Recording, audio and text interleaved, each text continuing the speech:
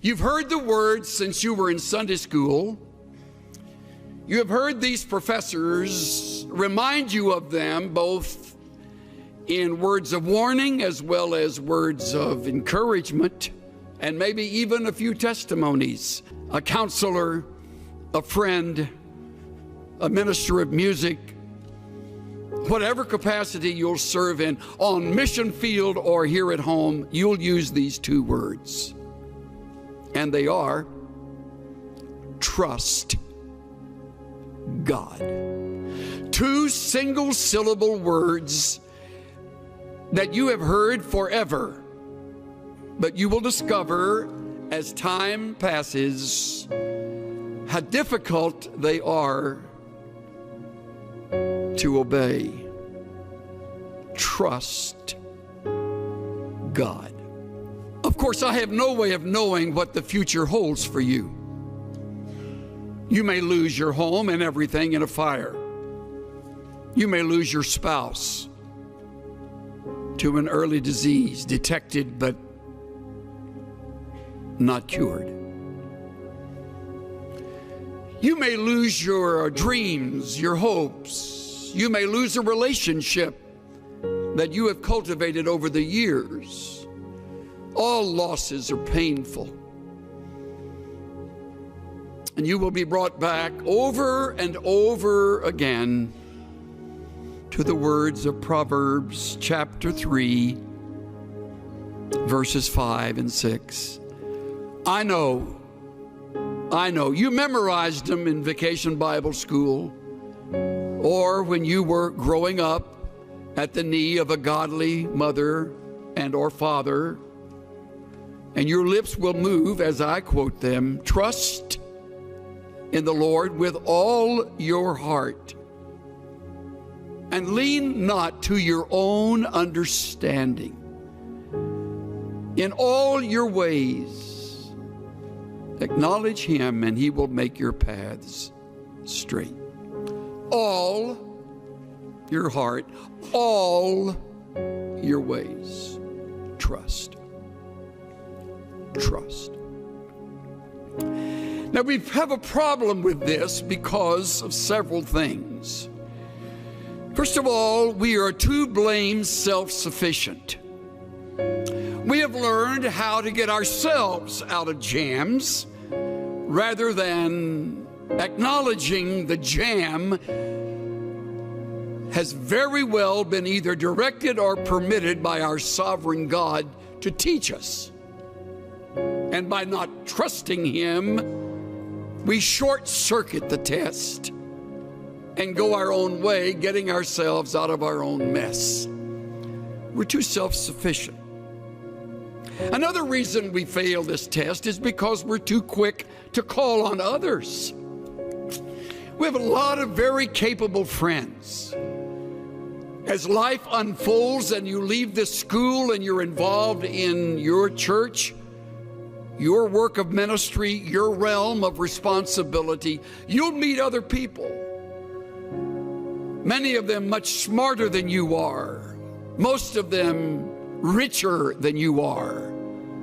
Better connected than you are. And some of them will become good friends. And they will become your crutch. They have connections. And when you're up against it, they'll get you through it.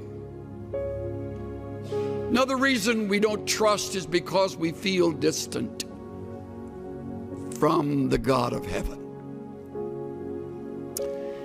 Don't feel too guilty about that. So did Job, as godly as he was. And yet Job said, in the midst of all of the loss, though he slay me, I will trust in him. Though he take me off this earth, in the process, I leave trusting him. I will trust him. The fourth reason I would name is that we have cultivated the bad habit of worry. Many of you are much better at worrying than you are at trusting. If you were to put together a worry list, it would outrun your prayer list. And you're worried right now about something. Most likely, it's related to something about your schoolwork, some course, some class, some test, or maybe your finances. You don't have enough money. I'll give you a word of encouragement. You'll never have enough money. So you're worried now, you're getting good at it, so you can carry that with you when you graduate, because you won't have enough money then. So you're worried about that. And you do not trust God. See how practical it is? And if you think you're going to outgrow the problem, take it from this old guy today, you won't ever outgrow it. It's like lust. You never outgrow lust. You just learn to fake it. I remember attending a Navigator conference when Lawrence Sandy was president. We were at Glen Eyrie, and they had a returned missionary, I think an 87, 88-year-old gentleman who Lauren brought up to the platform, and he was a longtime navigator. And Lauren said, "Tell me, Dr. So-and-so, when did you conquer lust?" The old man said, "Well, Lauren, hasn't happened yet." You'll never conquer worry. It's part of the flesh. You want to, but the only way you will get through it so that you will learn from the test is to trust. To trust. To put the worry on hold, to set it aside, deliberately shoving it away and saying, "God, at this moment, I rest in you and you alone." If you're married, God, help my spouse and me to trust you, to lean on you, to wait on you, to listen to you, to endure the test with you. I put together a quick list of things that reveal how little we trust. When you choose to worry, you do not trust. When you try to fix what is impossible, you do not trust. When you hurry ahead and don't wait for the Lord to move and to change, you do not trust. When you lie awake, twisting and turning at night, you do not trust. When you doubt biblical principles and promises that are right here in the book you love and study, you do not trust. When you turn to others first for help, you do not trust. When you listen to human counsel and give a higher priority to that than the principles you have just learned, you do not trust. When you manipulate and maneuver situations, you do not trust. When you step in and take charge without praying and being led by the Spirit of God, you do not trust.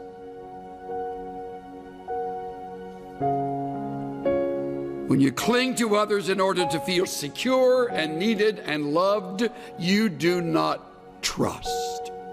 The list goes on and on. See how easy it is to live in the flesh, how easy it is to disobey. Trust in the Lord with all your heart.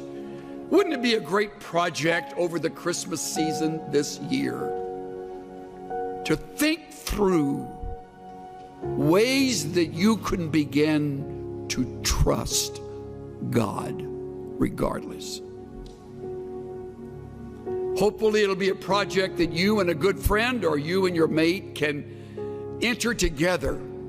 What is it we do that keep us from trusting God? And how can we break that habit? and watch God break through in ways that we would never have expected. Cynthia and I have a longtime friend who was raised with 4 brothers in southwest Texas. They were raised on a very poor ranch. They eked out a living. One of the brothers wound up getting into Baylor, going on to UCLA Law School, and earning his degree in law, and has since become a very fine attorney in the Southern California area. We've been friends since the mid-1970s. One of his 4 brothers stayed at the ranch and developed it, cultivated it. The other brothers moved away, as did our friend. And the one who stayed, along with his wife, really turned the ranch into something much more successful.